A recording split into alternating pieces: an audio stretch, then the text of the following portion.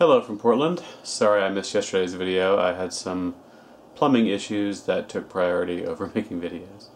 But they've all been resolved now, so we're back to today's video. And I actually spent some time thinking about the video I did last, which was about how we're sort of made up of stories, and how we use stories to make sense of our lives and to connect to each other. I was thinking more about that and how it relates to some of our current notions about authenticity and how you should live your life and how you should communicate. And one thing I pointed out the other day is that stories are vitally important to us whether or not they're actually true. We have all been affected by stories that we know to be untrue because they touch something deeper inside of us. In fact, entire civilizations can be shaped by stories. We call them myths.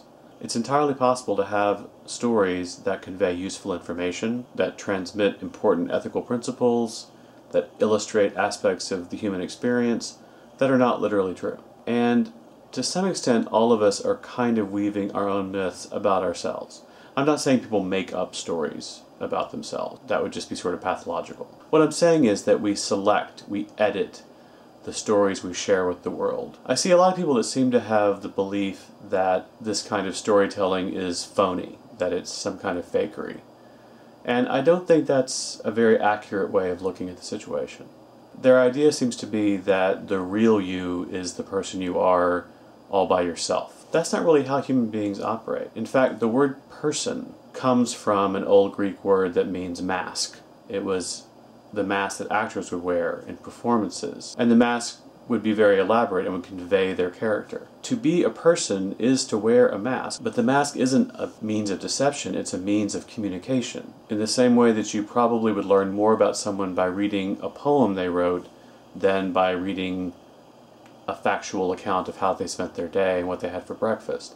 And I ran across an article a few weeks ago that just drove me crazy. The title of the article was "We Need to Stop Lying on Facebook," and it was this long complaint from a woman about how all of her friends were always posting these cute stories and pictures of their kids and talking about making waffles, and it just made her sick because she knew that there were really all these things going wrong in everyone's life, and she went through all the things going wrong in her life, and she said we all need to be honest about all the things going wrong in our lives. And what struck me about that is, number one, there are plenty of people on Facebook who are sharing every dull, embarrassing, odd thing that happens to them, and that's fine. But the deeper point is that those people are not being any more honest than anyone else. They're just telling a different story. They're just presenting a different narrative. They're probably looking more for sympathy and solidarity. They're portraying themselves as flawed and human, and therefore vulnerable, and that's fine. That's a perfectly valid story to tell, but it's a story. And then you might say, well, the answer is just to present everything. Just share everything about your life and don't edit and don't hold back and don't select things that make you look good or bad. Just share it all. And I don't think that would be honest. It would be complete, but it wouldn't really be honest because in a weird way, trying to present all of it would result in really revealing nothing about yourself. Because we're not really trying to give a comprehensive inventory of our lives. We're trying to talk about what matters to us.